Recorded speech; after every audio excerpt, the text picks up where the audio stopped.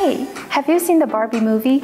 The vividly hot Barbie pink is everywhere, captivating and impossible to miss. Throughout history, designers, brands, and artists have played with the emotions evoked by this color, shaping ever-evolving meanings. Barbie debuted on March 9, 1959, but her iconic pink color may date back 1.1 billion years ago. As the study suggested, it was the initial color of life on Earth. Pink became popular in the 18th century French court with a new dye source for vibrant and long-lasting fabrics. Over time, its significance shifted, becoming accessible to everyone. Today, gallerist Christine Barry will show us 3 selected pink paintings at her gallery's private library. Hi, Christine. So good to see you today. So good to see you. Welcome back. Thank you. You look wonderful. Thank you. It's summertime. We're enjoying ourselves. Yes, I tried to dress up for the Barbie theme. You look great. I decided to go classic white, so I didn't infringe on this. You look perfect. Thank you. And please tell me about this artist. This is Susan Vecsey. She's one of our contemporary artists that we've worked with for many years now. As you know, she's so successful for the gallery. We love her paintings. She paints in a very unique style. There's a beautiful texture here that it's Belgian linen. So a brown linen like your pants, a very thick woven linen. And she pours paint onto the linen. So there's no brush here. It's a simple pour. So in the tradition of, say, Helen Frankenthaler. And she likes this because she likes a softer edge in her paintings. She's also a great color theorist as well. She goes out into nature, into plein air. She lives out in East Hampton in Long Island by the water, so the light is very important to her. Then she comes back to her studio and she'll do little pastel color studies, and she figures out the colors she wants.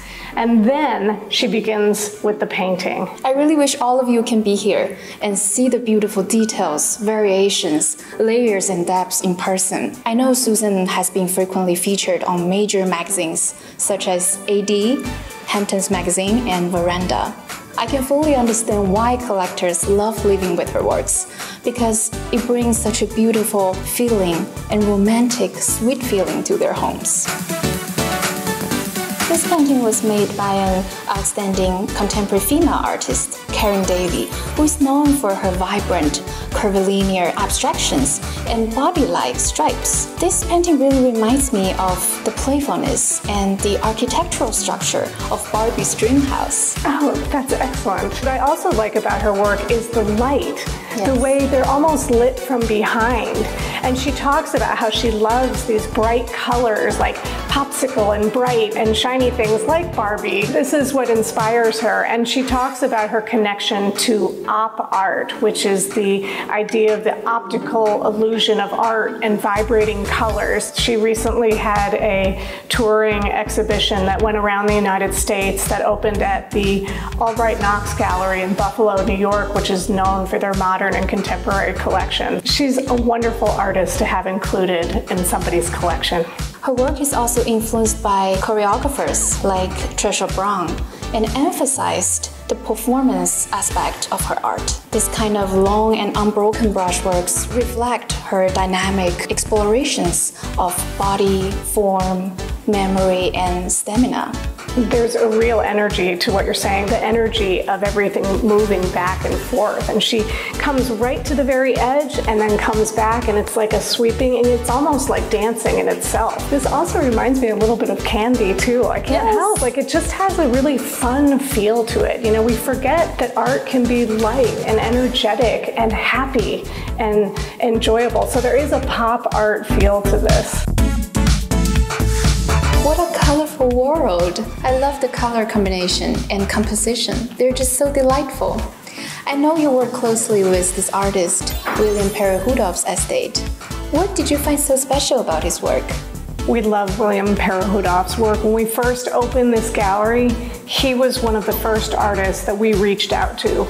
He had recently passed away, and we knew about his work. He is one of the most important color field painters, and this period is one of my favorite. He really comes into his own at this time. He was born in Saskatchewan, Canada, so way, way north in Canada. They've talked to me about the prairie and how it's these beautiful wide open spaces, and how this painting, even though it's an abstract painting, has a feel of a landscape to it. So it's almost like there's a background that he paints and then this fabulous foreground. The background has variations where it's a little bit darker in certain areas, and then it's lighter in other places where the paint is not layered as much. And then he comes back with these fabulous giant brushstrokes, and you can see a beautiful thickness of this paint here, and it's just really like a splash and a dash and all these great colors. And I don't know anyone that can use color like Perehudoff. He has so many different colors, but it all works in here just beautifully together. Exactly. William Perehudoff is considered one of Canada's most significant modernists. His painting has an emotional resonance created through glowing colors and simple forms. Since 1945, more than 100 solo exhibitions have been held, and his work is in the permanent collections of more than 50 leading art institutions around the world, including the National Museum of Canada and Her Majesty Queen Elizabeth II from the royal family.